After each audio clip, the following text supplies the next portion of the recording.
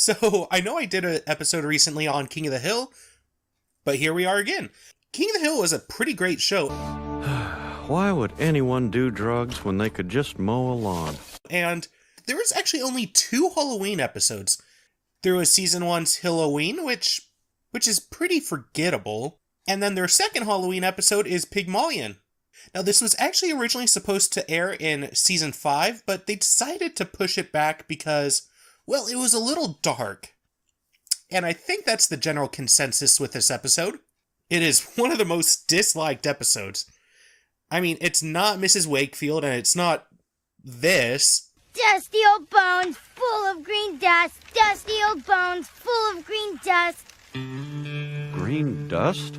But it definitely gets a lot of flack, and I can understand why. This episode came out of nowhere. Actually, like I said, it was supposed to come out in season 5 as a Halloween episode, but they pushed it back to season 7, and it got a January release. So this was completely out of left field. This took viewers by surprise. Do I think this is a bad episode? I don't. I initially did when I first saw the episode, but over the years, I have grown to like this one.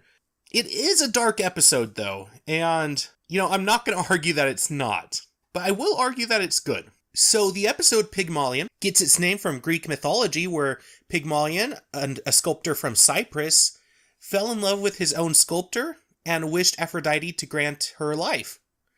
She did. And that is very fitting.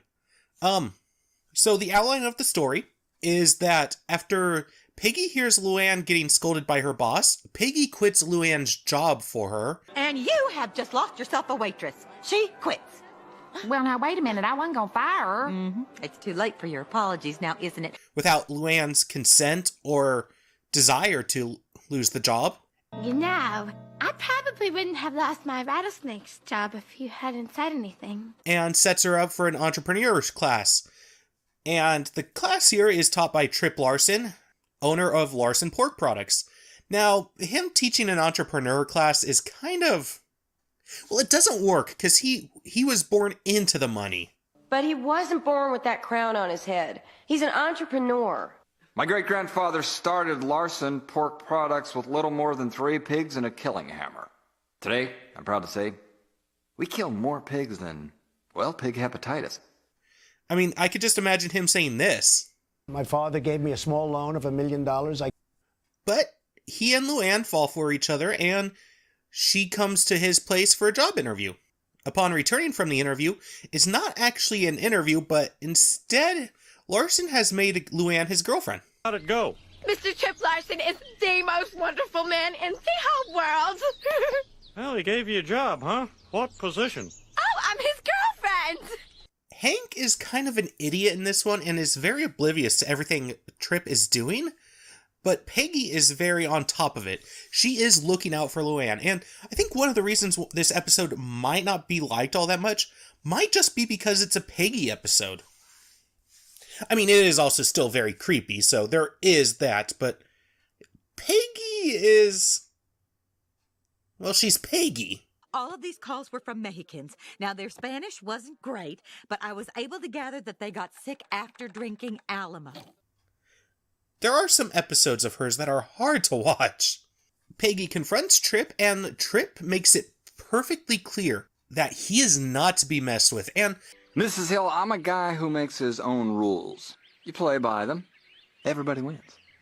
Try to call your own game, not so terrific. Whoa! Actually, this is one of the reasons I kind of think this episode works. Trip just makes a good antagonist for Peggy. Well, let me tell you something.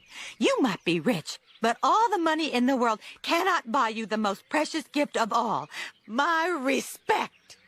They are both very strong-headed, narcissistic, maybe not Trip so much, and they're both very, very controlling.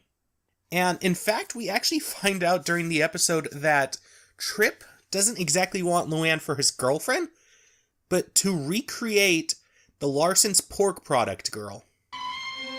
It's me. Except for the teeth, but that can be taken care of. Are you trying to turn me into her? This is the Larsen pork products girl my grandfather created 50 years ago. Her picture graced the walls of my nursery. Now I'm going home. Please don't go. I've spent so many years trying to find you. Look at her. The Larsen pork products woman is as comfortable dining with kings as she is slaughtering pigs. I never thought I'd meet someone as perfect as the woman in that picture. And then I saw you. In fact, he actually asks her to marry somebody else who is Larsen's pork guy, I guess? He's never really given a name, and Trip is the pig in the picture. Life is a series of compromises. Chip, I'm kind of confused. What is happening here? Don't you see? We can have it all. We can be the family in the picture. You, him, and me. What? What? It is made clear that Trip has some sort of mental illnesses, and they are not made explicit. Therefore, I am not going to speculate what they might be. During the last scene, Peggy helps Luanne escape Trip, who is chasing after her, and they end up in this warehouse. Trip ends up on the conveyor belt and gets killed. Mama, Papa, I'm coming home.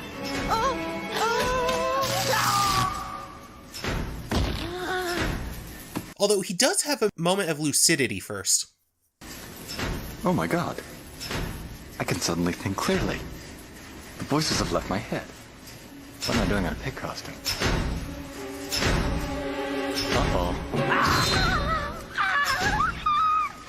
And yeah, it's one of the few episodes where somebody dies. And in a pretty brutal way. Like, okay, if this was a pig on the belt, they'd almost certainly be... Well, I was going to say lying down, but wouldn't they be on a hook? Well, no, they'd be on the conveyor belt. So they'd be lying down and the rod would go right through their head. But no, he's sitting up. That rod went through the top of his skull. And people have survived stuff like that. So that could have been a very sloppy death. Okay, so that's the rough outline of the episode. Oh, something I haven't said yet. Michael Keaton does an amazing job in this. Like, just watch the shift here. Luanne, wait! I can explain everything! No, you're sick. I'm calling the police. Luanne, you're not thinking clearly. He handles that so well. So Michael Keaton, A+. One of the things that make the episode strong. Alright, so let's explore this episode a little bit more. And let's start our discussion with Peggy.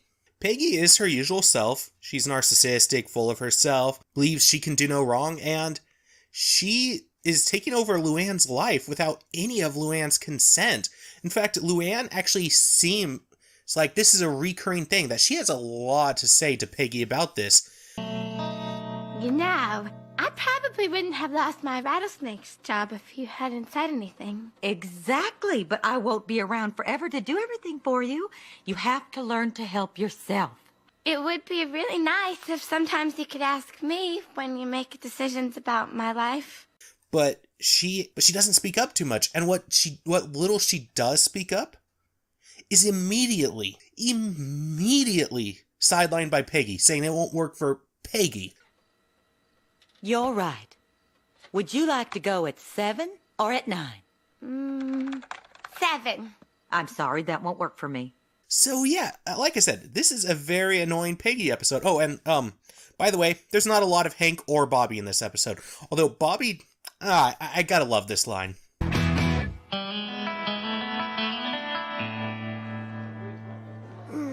Something smells good.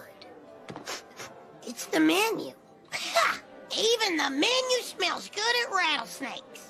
So once again, like I said earlier, this is a very Peggy-centric episode. It's also a very Luanne-centric episode, of course. But I think some of the people get lost because it is Peggy. And now Trip, he too is very controlling. In fact, when Luanne is going through the house, he tells her to go right back to bed, and that Blanca is going to bring her up some milk, and that she must finish all of it. Go back to bed, honey. I'll have Blanca bring you up a warm glass of milk, okay? Okay. Finish it all. Well, the milk was drugged. It never said, but I mean, it's implied. She slept 14 hours, and she slept through somebody, possibly Trip, dyeing her hair red, again without her consent or knowledge. But before this scene, we actually also find out that Trip had all of Luanne's clothing destroyed, except for the pair that she's wearing, and instead expects her to wear only this one outfit. Oh, I don't see any of my clothes. Well, that's because I had them shredded. Plant mulch. Gardening tip. Synthetics make wonderful ground cover. But, see, I need stuff to wear to dinner. Not a problem. Oh! Luanne is given no bodily autonomy here.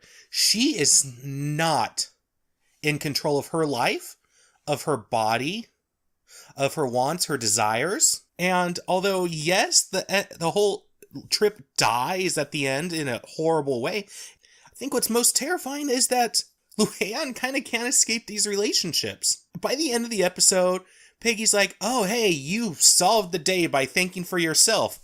But you handled the situation very well. I did, didn't I? You saved yourself by thinking for yourself. I did, didn't I? You are your own woman. Which, okay, yes, she does. But at no point does Peggy apologize that she takes away Luanne's ability to think for herself. Peggy does not acknowledge that the reason Luanne was not thinking for herself is because she was not given the ability to think for herself. And that's why this is depressing. Yes, Peggy isn't as depressing as Trip, but for the happy ending to be that Luanne goes back to this crappy relationship, that's not a good ending. So really, it's a happy ending. Happy enough. It's just a less depressing ending. And that is where I feel like the episode does fall flat. Peggy does not learn any lesson. Not that she ever does, now that I think about it. I mean, yeah, Peggy's Funfair. Another very annoying Peggy episode. She was not found to be in the wrong, was she? Hank comes to her defense, and she doesn't have to learn anything. I was planning to let people sit wherever they wanted, like church. Church is not a field trip. As a substitute educator, I know field trips, and as a country songwriter, I also know Nashville. Peggy, I'm the assistant pastor of this congregation, and I did go to divinity school in Nashville, where I wrote a hymn or two. Yes, but you did not get a letter from Randy Travis, and I did. On the bus! Maybe that's why this character is annoying. She doesn't learn. She doesn't apologize for the wrongs that she's done. She doesn't learn why the things that she has done are wrong. She is allowed to just keep being her conceited self. Which, I mean, this is a cartoon. That, compared to Family Guy, American Dad, Simpsons, whatever, characters don't learn. They always fall back to their old selves. But King of the Hill is kind of different. It does feel more reality-based. But why do I think this is a good episode? Well, if we acknowledge it as just a Halloween episode, maybe not canon, although that one's kind of up in the air, it stands well enough as a Halloween episode. As an episode of King of the Hill, maybe not, but it does Halloween and it does it right. And it's not just the horrifying things at the surface. There's also the deeper layer of Luanne having no control over her own life. The fact that she is controlled by all those around her. But I'm just rambling. So hey, thanks for watching, everyone. Take care. Remember that you're valid. Bye-bye. Have a happy Halloween.